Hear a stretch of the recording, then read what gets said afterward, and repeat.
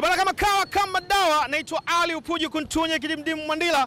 Bwana ni siku nyingine tena mpya kabisa. Tuko ndani ya wiki ya hatuchezi na Kijiwe Mchongo kiko mtaani kuweza kikubwa hasa ni kuweza kuangalia tunatoaje elimu na masuala ya UTT. Bwana leo niko maeneo kama unavyoona ya Posta hapa katikati ya Posta na Kariakoo. Hii ndio nasema ni Posta. Tuko hapa maeneo ya CBE, chuo cha CBE. Tumekuja hapa tuweza kupiga story na wanafunzi wa CBE. Yoyote ambaye atakayepita hapa mwanafunzi wa CBE, basi mimi ni naye. Kijiwe Mchongo leo hii kitamfikia kuweza kuhakikisha hasa elimu inaweza kumfikiaje. Au sivyo? Bwana mimi naitwa Ali Upuji Kuntunye Kidimdimu Mandila kama unavyoona, na hii ndio mwendokasi na watu hawapo wanashangaa Kijiwe Mchongo kikubwa kiweze kufikia. Au sivyo? Karibu sana na mstoke. Au sivyo mama, si ndivyo? Una lolote la kuzungumza kuhusu Kijiwe Mchongo? Sielewi. Sema Kijiwe Mchongo na UTT AMIS imenifikia. Na UTT AMIS imenifikia. Umesikia vizuri eh? Amesema Kijiwe Mchongo na UTT AMIS imenifikia. Sio mama? Bwana kama imeweza kumfikia, hao ni baadhi ya watu ambao wako hapa. Bwana karibu sana na usitoke.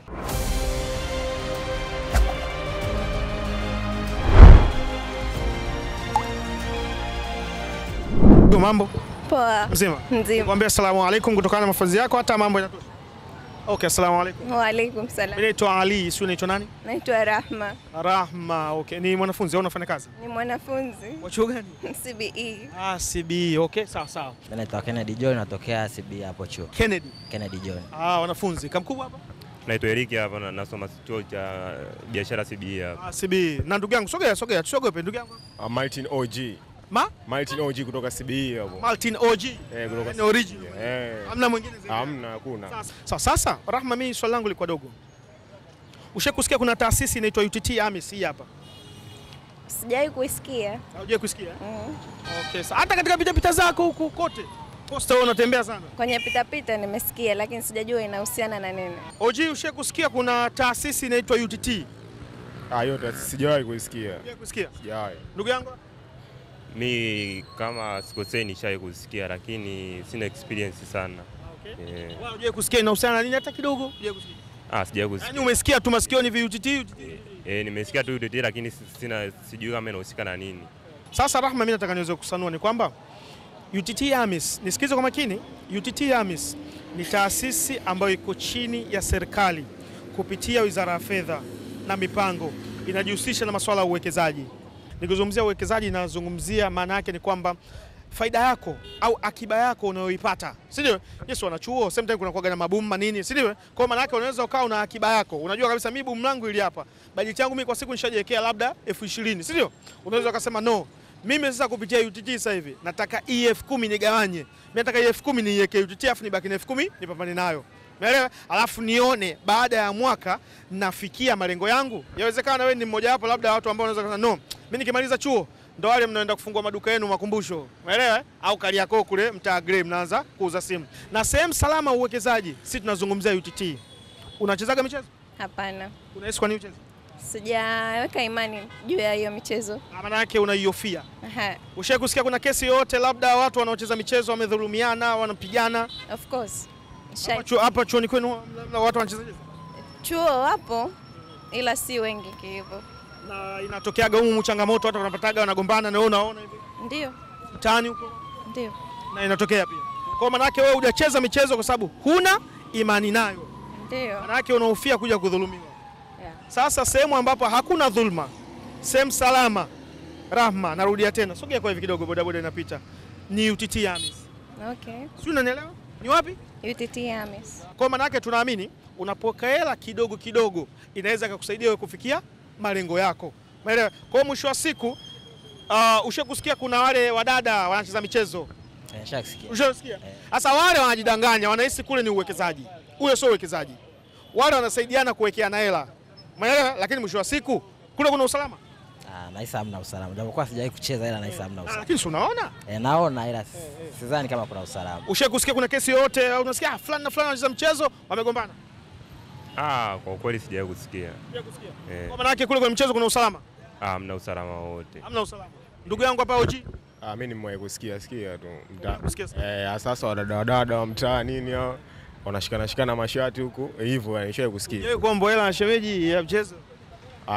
Nimewahi. Na niliombwa 20,000 niliingia mitini bwana. Ukakivia? 20,000 niliingia mitini. Lakini vile vile Rahma, kile ulichokiwekeza ikifika mwisho wa mwaka unapata wastani wa faida ya 12%.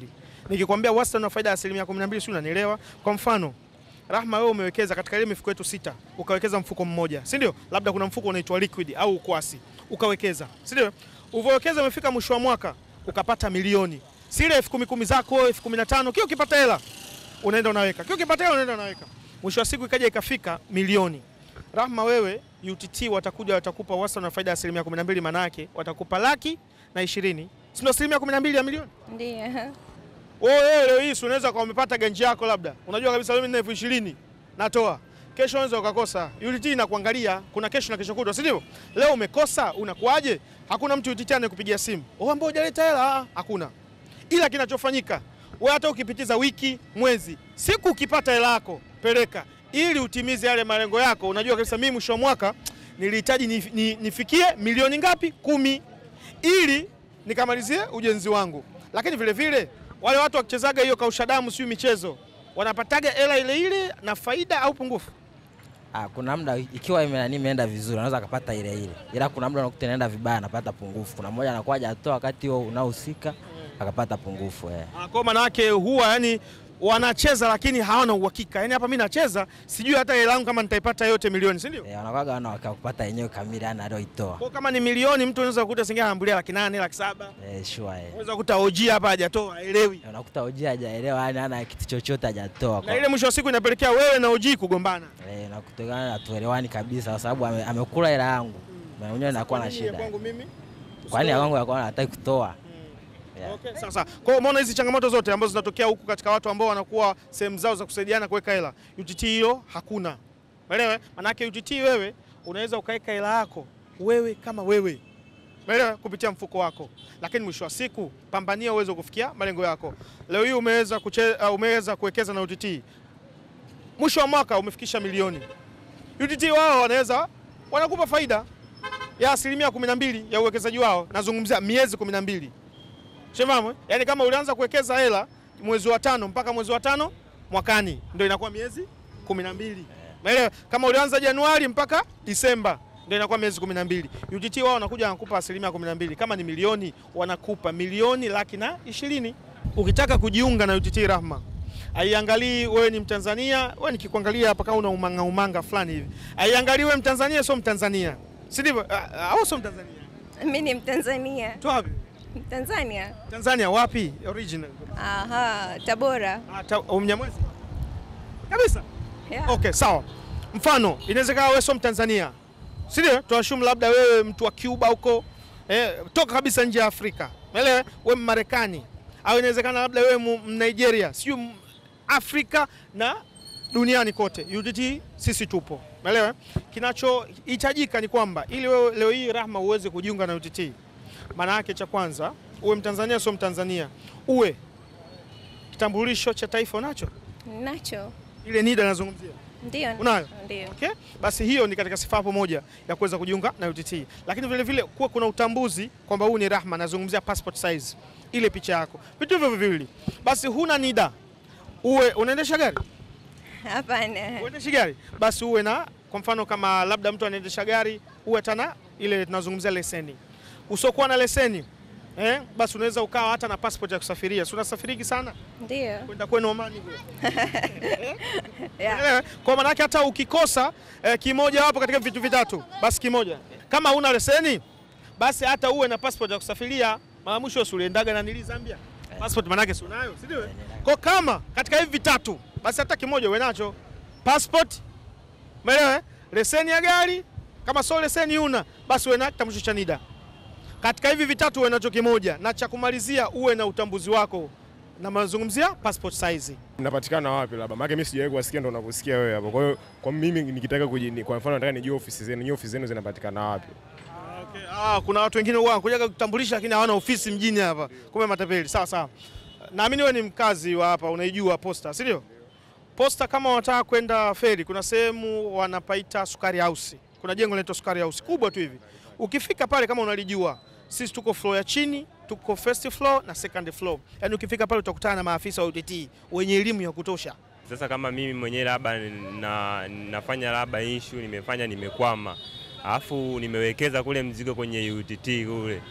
Sasa kwa hiyo kwamba yani kwa muda huo na shida ya muhimu, hii hela na uwezo wa kwenda kuitoa, yani nipate niendelee na mambo yangu. Imetokea labda ukaja ukao umepata changamoto na unajiuliza, je, una hela UTT unaweza ukaitoa? UTT muda wote unaweza ukatoa hela hata bila kuwa na changamoto. Umeelewa? Bila hata kuwa na changamoto unaweza ukatoa pesa yako ndani ya siku 3 za kazi au ndani ya siku 10 za kazi, inategemea na mfuko. Katika ile mifuko 6, mfuko upi ambao wewe upo. Kuna mfuko ambao unaweza ukatoa ndani ya siku 3 za kazi, na maanisha wewe umepata changamoto labda sasa hivi, si ndivyo? Unajua hapa mimi ada nadaiwa au wiki ijayo inabidi nilipe ada. Unajua UTT mimi na almost labda milioni 3. Hapa madaiwa 500,000. Si ndivyo?